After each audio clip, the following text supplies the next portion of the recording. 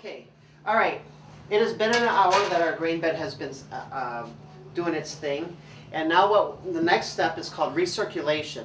And what we're going to do here with my friend Steve is we're going to recirculate some of the wort here into, pull it out, and you can see there's some grains that's coming through, and it's really cloudy.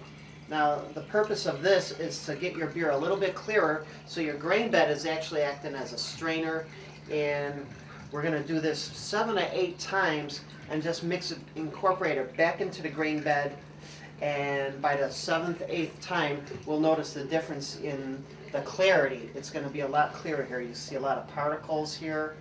Maybe Steve can bring it up and you can see it. It's just kind of a murky mess. A murky mess. That's a good. Okay, now we're on the last step of the recirculation, and Matt is going to pour this for the 8th time, and we're going to compare this to that the first extraction on clarity and little floaty should be all gone by now. The sample pack. Oh, cool. Okay. Hey, man. Good. I love you too. Have a good time. All right. Okay. See ya. Bye. Turn this off. Show that to the folks back home. It's a little clearer, not quite as cloudy, and not as many floaties. Not as murky. And as we pour it back in here. Is that hot in your hands? I've been in hotter. All right, very good. Thank you, Matt. All right, so we emptied the batch, and now what we're going to do, the next step is called sparging. And there's two main methods of sparging. The one we're going to do today is called batch sparging. That's where we're going to re-add some more hot water to the grain bed, and we're going to let that rest between 10 and 15 minutes. Okay, so now after we have batch sparged, we're going to take off our insulation, and we're going to drain the rest of this into the, this is called the first running, by the way. The first, when you soak the grains, and this is the second running. We're just going to go ahead and empty this into here. It's much clearer now. It's very clear. And some breweries, what they will do, they will actually make a beer off that first running, and they'll make this big, heavy, high alcohol beer. And then the second running, they'll make a lighter version of the first beer that they made. So what Dooley is showing now is just the grain bed as the water is the wort is actually exiting. And you're just going to drain this. You don't want to press this. You just want to drain it. Once you start pressing it, then you're pulling out other things that get bitter. don't really bitter, astringent, things like that. All right. Okay, now we have our wort from the grains, and we're going to be doing this stuff outside. It's a beautiful day. Bears are losing, I think, 21 to 14, but other than that, it's a great day to brew. So we're just going to add our wort to the brew kettle. Look at that stuff. How does that look, folks? And once this starts to boil, we're going to boil it for 60 minutes, and that's when we start adding the hops.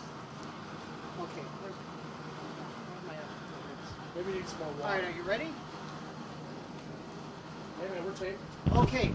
All right, the wort has begun to boil now, and we're going to do a 1-hour boil. And this is the fun part. This is where we get to use our homemade hops. So hops are added. Oh, here's my friend Steve that's going to help me. Hops. No, actually, we're gonna put these hops in there. Hops are added at different times of the boil. When you're adding them right as it boils, and they're going to boil for an hour the entire time that this is boiling. Just throw it in there, and we can kind of wrap it around here. Hang it? Yeah, just hang it on there. And hops are added in later editions, more for the aroma and flavor, but right at the onset, they're added for the bitterness of the beer. So we're going to put these in here, and this is going to boil for the next probably half hour before we add the next hops. Are we on? All right, folks, I want to introduce to you Doug, my assistant brewer. I also call him my assistant bitch but he doesn't like that too much. No, actually, he came. He had his 30-year high school reunion, and we've been brewing together for about 6 years now, and we've had some good stuff.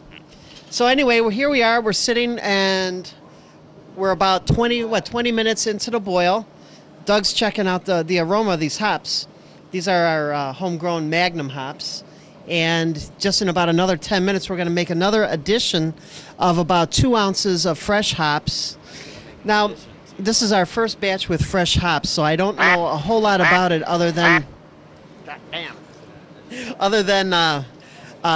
supposedly they add a grassy flavor, obviously a lot more aroma, and it's going to be interesting when we get back to you in about a month and a half to 2 months to try this stuff out and see how it works out.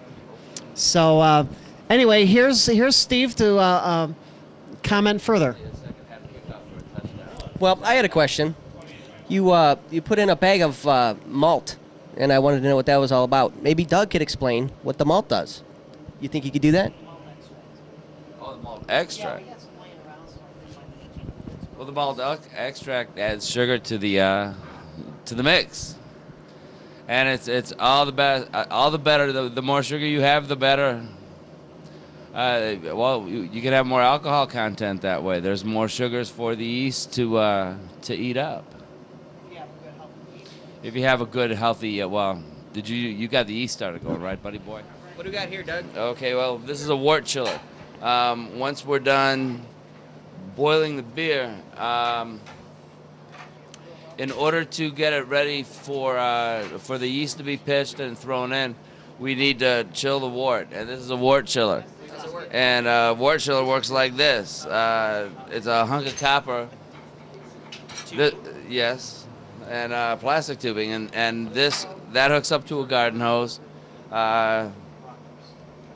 This runs out of that, and it cools the wort down. We need to get it down from boiling down to about 58, 60 degrees in order to get the yeast in and begin fermentation. So,